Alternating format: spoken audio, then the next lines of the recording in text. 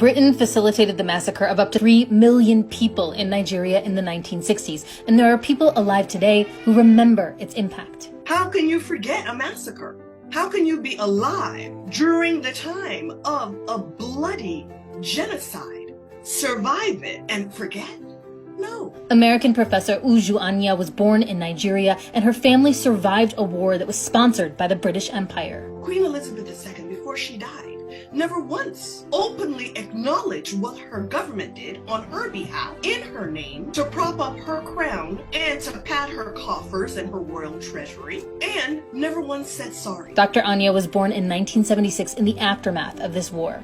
So what I saw was kind of the bombed out buildings and the reconstruction projects, and of course the conversations around the dinner table. My mom was pregnant during this war and running from village to village to escape the massacre. Like so many conflicts, the roots of this war can be traced back to colonial rule. In 1914, the British Empire forcibly merged 400 different ethnic groups and tribes to create its largest colony at the time, Nigeria.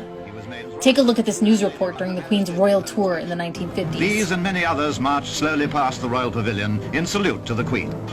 Never before had such a magnificently comprehensive tribute been witnessed in Nigeria.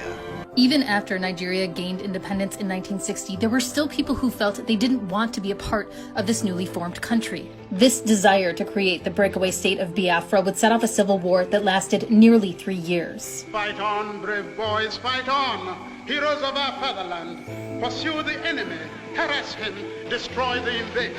In response, the Nigerian government imposed a blockade on Biafra, which cut off all food supplies to the area.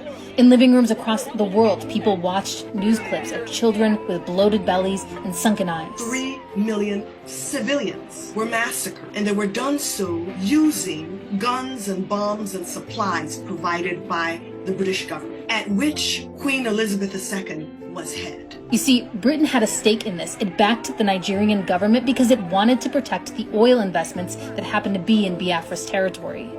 This brutal legacy is another reason why the British monarchy and the Queen in particular have become symbols for many black and brown people around the world of colonial oppression. These are not just statues, these are not just figureheads, these are direct beneficiaries of centuries of abuse, human enslavement, exploitation, extraction of natural resources, political destruction and devastation, and till today, continued meddling in African affairs. Listen to us, read and learn, and join us when we ask the British government to recognize what they did to aid and support the Biafra genocide.